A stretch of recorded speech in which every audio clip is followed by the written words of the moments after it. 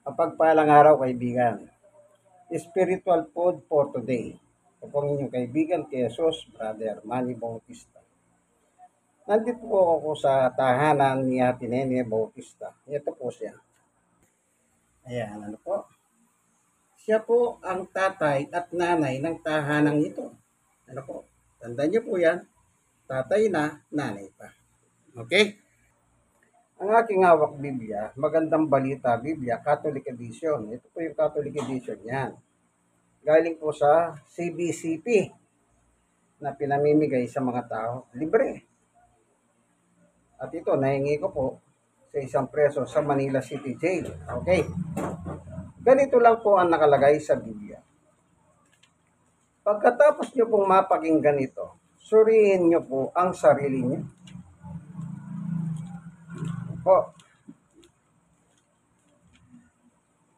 Dito po sa 1:3:36, ang sumasampalataya sa anak ay may buhay na walang hanggan. Period. Yung anak si Jesus. Sabi ni Juan, kapag sasampalataya ka kay Jesus, sa anak, meron kang buhay na walang hanggan. Okay, tuloy natin. Ngunit ang hindi sumusunod sa anak ay hindi magkakaroon ng buhay na walang hanggan. So dito naman sa second paragraph, ang sabi ni Juan, oo, may pananampalataya ka nga kay Jesus. Pero kung hindi ka naman sumusunod kay Jesus na sinasampalatayanan mo, anong sabi ni Juan? Wala ang buhay na walang hanggan sa iyo. Yung buhay na walang hanggan, regalo po yan. At mangyayari yan pag ang isang tao po namatay. Pero hanggat hindi ka namamatay, nananatiling pangako sa iyo yan. Pangako sa iyo, hindi pangako kani-kanino na ikaw na nakikinig. Okay? Kumbaga, pag binigyan ka ng ginto, yung ginto sa iyo na yan. Parang ganun po yun, ano?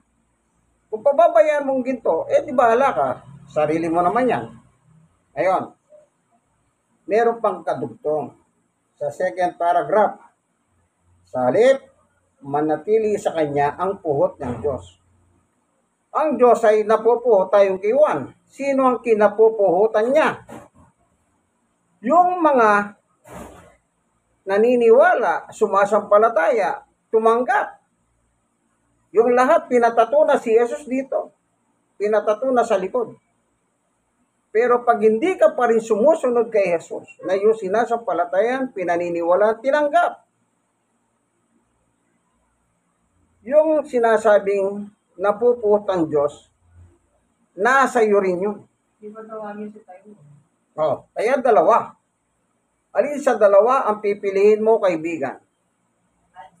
Ang Diyos mapuhot sa iyo, o ang Diyos bibigyan ka ng buhay na walang hanggan? Tambak na pampers sa may gilid.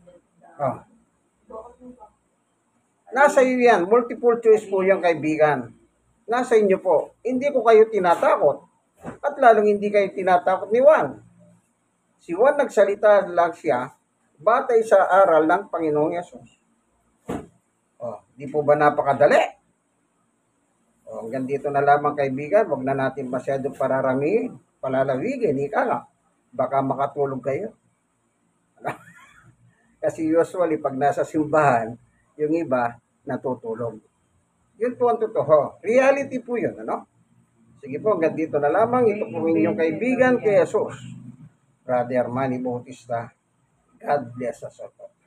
Bye.